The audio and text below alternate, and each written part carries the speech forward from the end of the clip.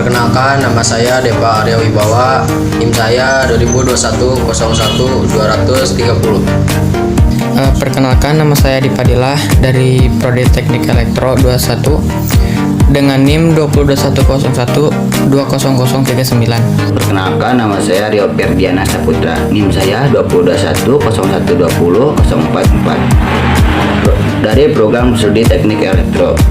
Perkenalkan, nama saya Prilis Beni Ajahra dari program studi Teknik Elektro Universitas Nusa Putra dengan NIM 2021-1200053. Perkenalkan, nama saya Muhammad Farhan, NIM 2021-01-271. Assalamualaikum warahmatullahi wabarakatuh. Kami dari kelompok 5 program studi Teknik Elektro Universitas Nusa Putra, kelas Teknik Elektro 21A. Di mata kuliah pengukuran listrik sesi ke-14 ini kami akan membuat video simulasi pengukuran dengan menggunakan multimeter analog. Sebelumnya, apakah teman-teman sudah tahu pengukuran itu apa dan apa fungsinya? Pengukuran adalah kata yang tidak asing di kehidupan sehari-hari karena pengukuran sudah menjadi aktivitas tersendiri. Pengukuran merupakan kegiatan yang bertujuan untuk menentukan nilai suatu besaran dalam bentuk angka atau kuantitatif.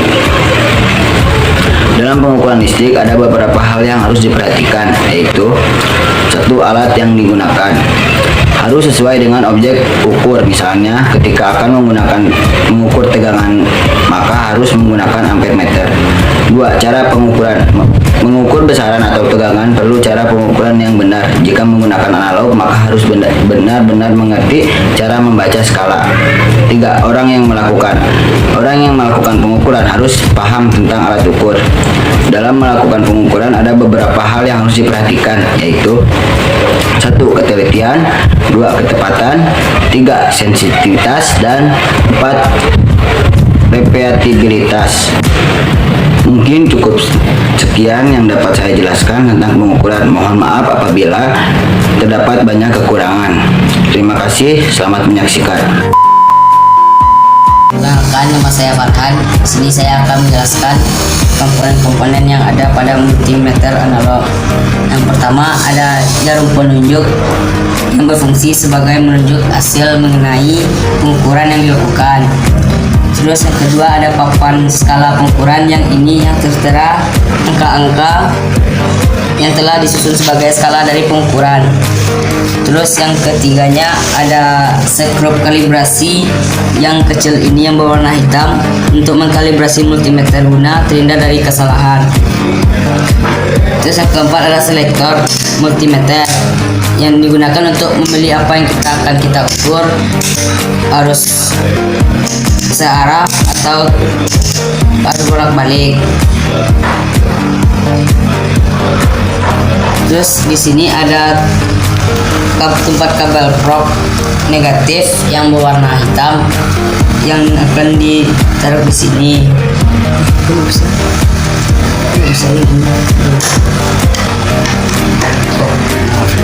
Terus di sini ada kabel probe positif yang berwarna merah, dan di sini mungkin itu saja komponen-komponen yang ada di multimeter analog. Terima kasih.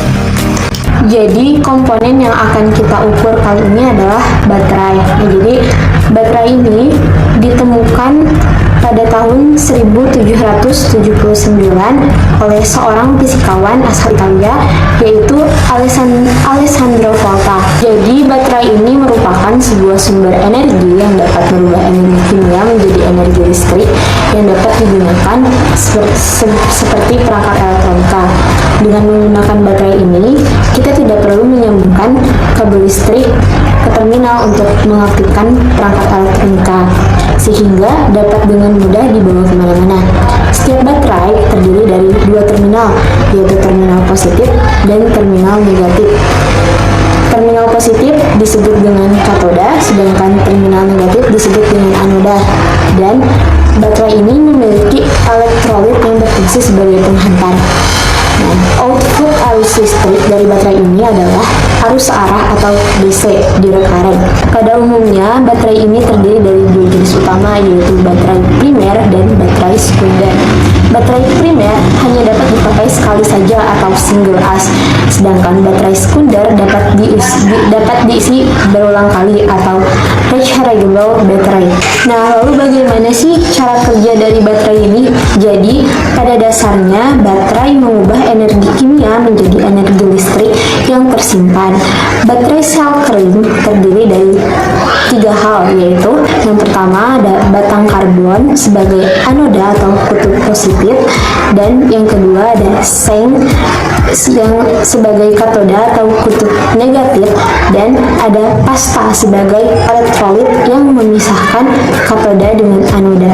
Jadi di dalam baterai ini ada aliran arus listrik yang mengalir dari anoda menuju ke katoda, sedangkan elektron akan mengalir dari katoda menuju ke anoda. Di dalam baterai ini terjadi reaksi kimia yang akan menghasilkan elektron. Nah, elektron ini akan mengalir di antara kedua kutub. Elektron mengalir dari baterai menuju kabel dan bergerak dari kutub negatif ke kutub positif, tempat di mana reaksi kimia sedang berlangsung.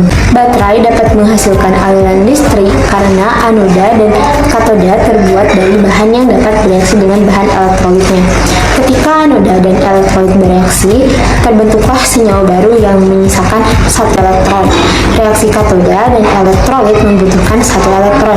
Jadilah sisa elektron dari reaksi anoda dan elektrolit dikirimkan ke katoda agar dapat bereaksi dengan elektrolit. Perpindahan elektrolit ini yang akan menimbulkan aliran listrik dari baterai. Jadi intinya baterai ini berfungsi untuk menyediakan ataupun menyuplai energi listrik bagi alat elektronik tanpa harus tersambung ke listrik.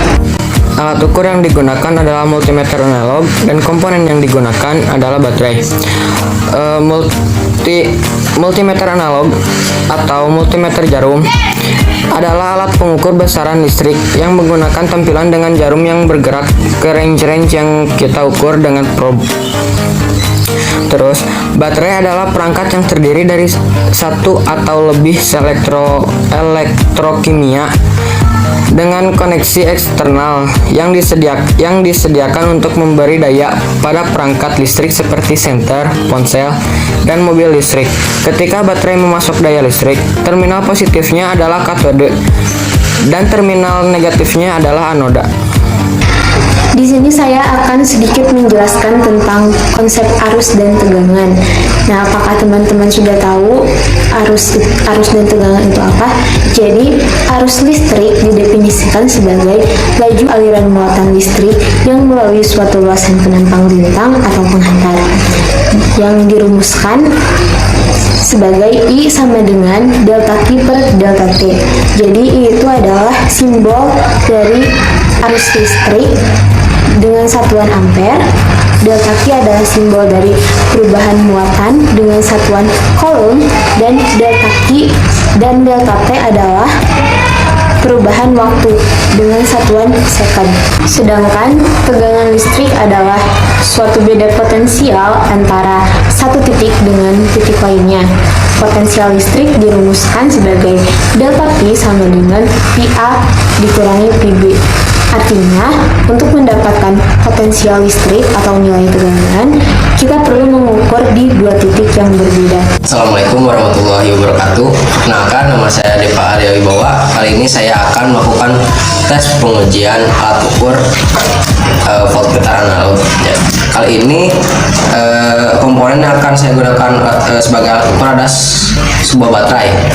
Ya, pertama-tama yang harus kita lakukan adalah mengkalibrasi voltmeter analog. Lalu kita ubah dulu selektor voltmeter ini ke dalam ohm. Lalu kita kalibrasikan.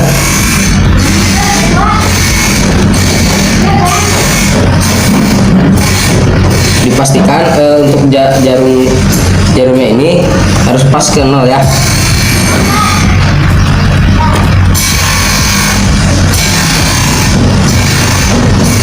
Nah, udah. Lalu karena kita akan mengukur sebuah baterai, kita ubah selektornya menjadi full DC.